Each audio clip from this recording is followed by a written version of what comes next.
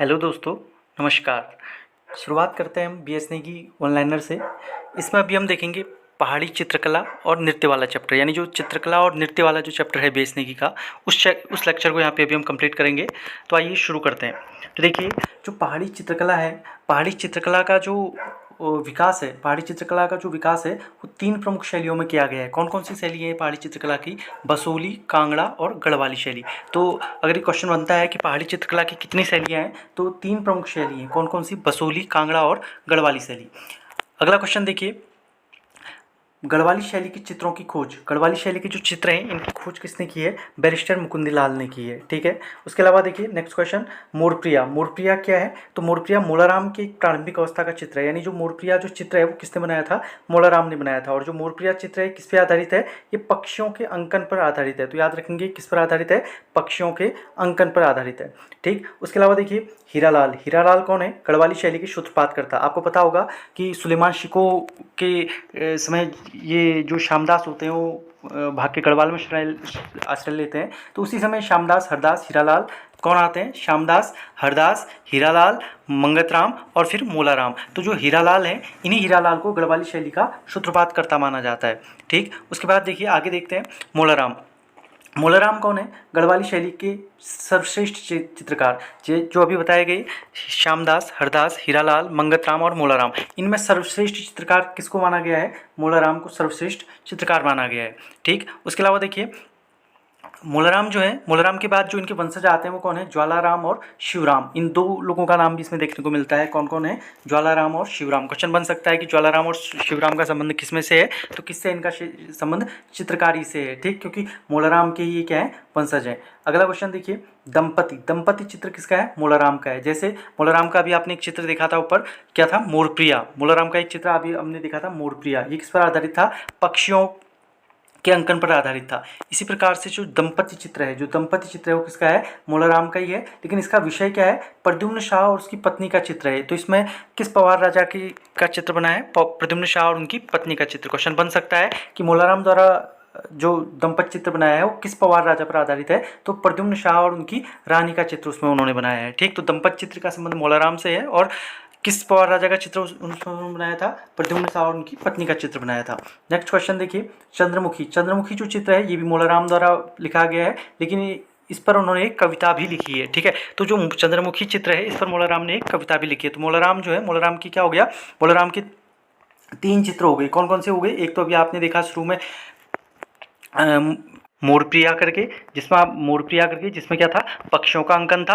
और दूसरा इनका जो चित्र था वो क्या था? दंपति। दंपति चित्र प्रद्युम्न शाह और उनकी पत्नी पर आधारित था। और जो तीसरा चित्र है वो है चंद्रमुखी। चंद्रमुखी चित्र मोलाराम के द्वारा बनाया गया है और ये क्या है? इस पर इन्होंने एक कविता भी लिखी है। ठीक है। उसके अलावा देखिए हिंडोला मस्तानी। हिंडोला मस्तानी चित्र भी मोलाराम का ही है।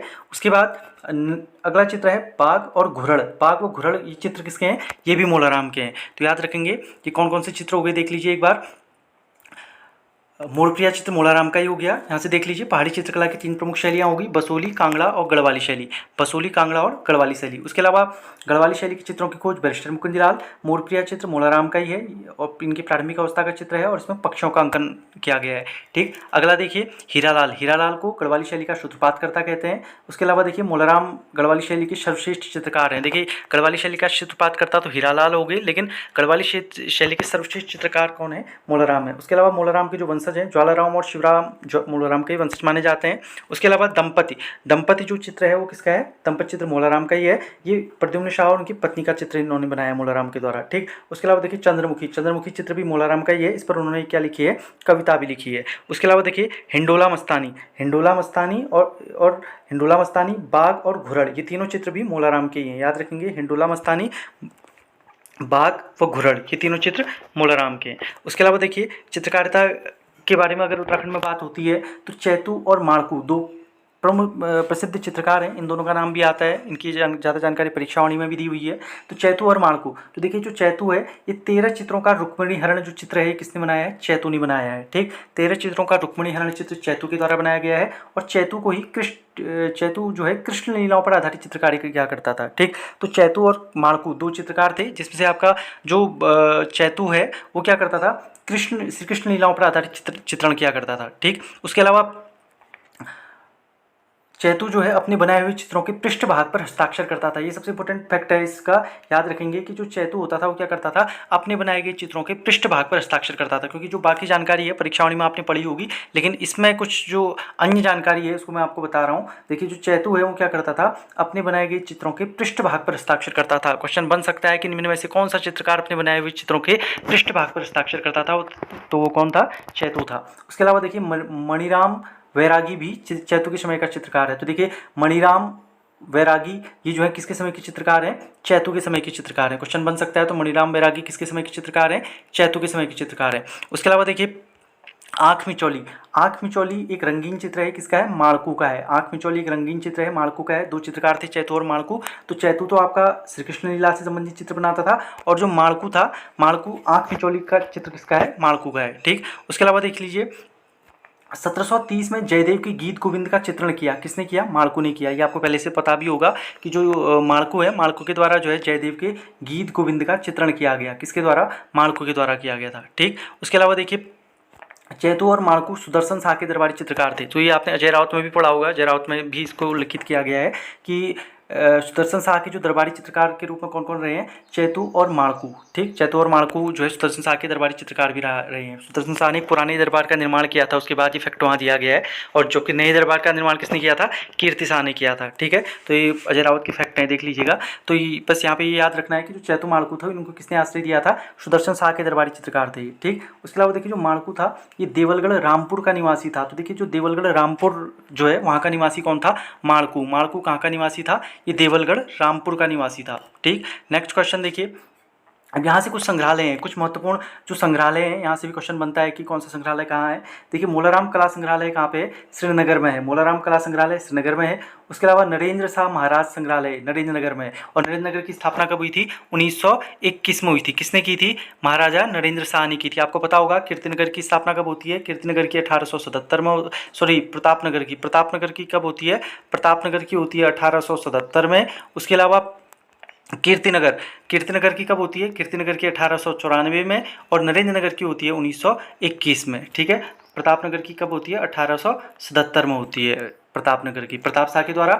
और 1800 कीर्तिनगर की कीर्ति शाह के द्वारा 1894 में, और नरेंद्र नगर की 1921 में नरेंद्र शाह के द्वारा। ठीक है, और नरेंद्र नगर को राजधानी कब बनाया था, टिहरी की 1925 में बनाया था। ये आपने अजय राउत में पढ़ा होगा। तो देखिए नरेंद्र शाह महाराज संग्रहालय कहाँ पे है, ये नरेंद्र नगर में हो गया। ठीक, उसके अलावा देखिए कुंवर विचित्र शाह संग्रहालय, कुंवर विचित्र शाह संग्रहालय कहाँ पे है, टिहरी गढ़वाल में है। ठीक, उसके अलावा गिरजा किशोर संग्रहालय, नाम से स्पष्ट, नाम से आपको समझ में आ रहा होगा, अल्मोड़ा में। गिरजा किशोर संग्रहालय कहाँ पे है, अल्मोड़ा में। उसके अलावा देखिए बैरिस्टर मुकुंदी लाल संग्रहालय कहाँ पे है, कोटद्वार में। देखिए बैरिस्टर मुकुंदी लाल का ही भारती भवन करके है, भारती भवन। ठीक, भारती भवन कोटद्वार में ही है। उसके अलावा मास्टर जी संग्रहालय मुंशारी में आपने पढ़ा होगा। ठीक, ऐसे ही उत्तराखंड विद्या भवन वो शिव प्रसाद डबराल का है, वो कहाँ पे है, वो आपका दुगड्डा पौड़ी गढ़वाल में पड़ता है। तो इस तरह के इसमें है। उसके अलावा देखिए आगे वीरेंद्र शाह संग्रहालय, क्वेश्चन बहुत इंपॉर्टेंट है, याद रखिएगा, क्वेश्चन पूछा जा सकता है। राव वीरेंद्र शाह संग्रहालय, ठीक है, ये कहाँ पे है, देहरादून में है। राव वीरेंद्र शाह संग्रहालय कहाँ पे है, देहरादून में है।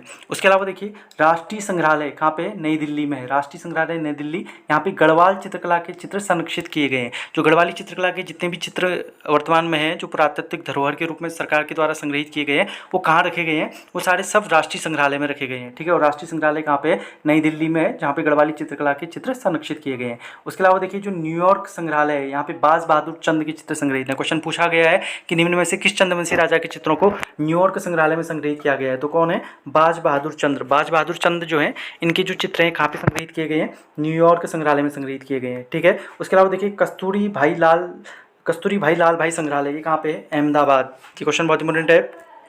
कस्तूरी भाई लाल भाई संग्रहालय कहाँ पे है, अहमदाबाद में है। और सीताराम शाह संग्रहालय ये वाराणसी में है। ठीक है, सीताराम संग्रहालय वाराणसी में है। तो देख लीजिए, अभी जो आपने संग्रहालय देखे, एक बार संग्रहालय देख लीजिए संग्रहालय देख लेते हैं। मोलाराम कला संग्रहालय, देखिए मोलाराम कला संग्रहालय आपने देख लिया, श्रीनगर में है। नरेंद्र शाह वाला नरेंद्र नगर टीटी गढ़वाल। कुंवर विचित्र शाह संग्रहालय ये भी टीटी गढ़वाल। गिरजा किशोर अल्मोड़ा। मुकुंदी लाल संग्रहालय ये कोटद्वार में है। उसके अलावा देखिए राव वीरेंद्र शाह संग्रहालय ये कहाँ पे है आपका, ये देहरादून में है। उसके अलावा राष्ट्रीय संग्रहालय नई दिल्ली में है और जहाँ गढ़वाली चित्रकला के चित्र संरक्षित किए गए हैं।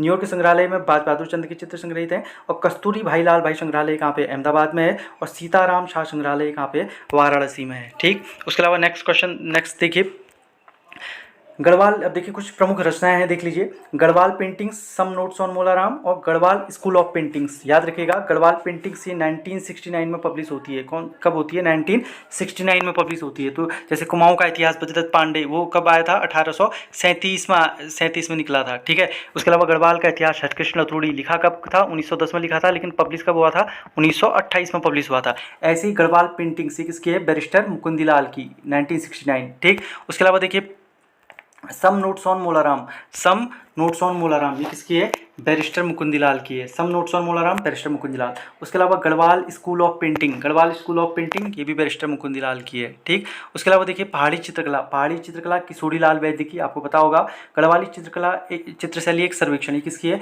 यशवंत सिंह कटौच। गढ़वाली चित्रशैली एक सर्वेक्षण पूछा गया क्वेश्चन है, बहुत इंपॉर्टेंट है, याद रखिएगा। गढ़वाली चित्रशैली एक सर्वेक्षण, गढ़वाली चित्रशैली एक सर्वेक्षण, यशवंत सिंह कटौच। उसके अलावा राजपूत पेंटिंग का प्रकाशन कुमार स्वामी ने किया है। देखिए बहुत इंपॉर्टेंट है, राजपूत स्वामी, राजपूत पेंटिंग जो है ये किसने निकाली है, कुमार स्वामी ने निकाली है। ठीक है, किसने निकाली है, कुमार स्वामी। याद रखिएगा राजपूत पेंटिंग का प्रकाशन किसने किया था, कुमार स्वामी ने किया था। ठीक, उसके अलावा देखिए पहाड़ी घसियारी, पहाड़ी घसियारी रणबीर सिंह बिष्ट का है, ये आपने पढ़ा होगा। और पहाड़ी घसियारी रणबीर सिंह बिष्ट का चित्र है। ठीक, ये भी हो गया। उसके अलावा आगे देखते हैं, देखिए ऐपण। अब देखिए यहाँ से जो है आपके कुछ जो चित्रकला के जो नमूने हैं उनका चित्रण यहाँ से स्टार्ट होता है। ऐपण जिसमें पहला है, देखिए ऐपण क्या होता है, आंगन या दीवारों में दिए जाते हैं, आपको पता ही है। आंगन और दीवारों में, एक बार उत्तराखंड हाईकोर्ट के पेपर में क्वेश्चन पूछा गया था। ठीक, तो ऐपण जो है आंगन और दीवार दोनों में दिए जाते हैं। चौक, रंगोली और अल्पना इनका उपनाम है, तो इनको चौक भी कहा जाता है, रंगोली भी कहते हैं और अल्पना भी इनको कहा जाता है। ठीक, ऐपण को कहा जाता है। उसके अलावा देखिए ज्योति मातृका, ये आपको पता होगा। ज्योति मातृका चित्र विभिन्न रंगों के देवी देवताओं का चित्र होता है। तो अक्सर जब पूजा पाठ के समय इसको यूज किया जाता है, उसमें ज्योति मातृका चित्र का यूज करते हैं उस समय, तो आपने देखा भी होगा। तो विभिन्न रंगों के देवी देवताओं के चित्र होते हैं इसमें। उसके अलावा देखिए प्रकीर्ण चित्र, कागज या दरवाजे पर हाथ के छाप द्वारा। ठीक, तो जो दरवाजे पर जो है आपने देखा होगा, कागज या दरवाजे पर हाथ के छाप द्वारा जो चित्र बनाए जाते हैं वो है आपका प्रकीर्णन चित्र। क्वेश्चन बहुत इंपॉर्टेंट है कि निम्न में से कौन से चित्र कागज पर या दरवाजे पर जो है हाथ के छाप द्वारा बनाए जाते हैं वो कौन से हैं, प्रकीर्णन चित्र। उसके अलावा देखिए थापा चित्र, थापा चित्र चावल पीसकर मांगलिक अवसरों पर इनका यूज किया जाता है। ठीक, तो चावल को पीसकर मांगलिक अवसरों पर यूज किए जाने वाले चित्र कौन से हैं, थापा चित्र हैं। उसके अलावा देखिए नाथ व टपकू चित्र, नाथ या टपकू चित्र। ठीक है, टपकू चित्र कहाँ पे यूज किए जाते हैं, रसोई घर में यूज किए जाते हैं। ठीक है, नाथ व टपकू चित्र रसोई घर में यूज किए जाते हैं। उसके अलावा देखिए सेली, सेली जो है आरती की थाली होती है, आपको पता होगा। जब गांव में या कहीं पे जो है मंदिरों में क्या होता है, कोई आयोजन होता है तो वहाँ पे क्या होता है, जो बृहद आरती जिसमें होती है, तो आरती जिसमें की जाती है आटे की लोई के द्वारा या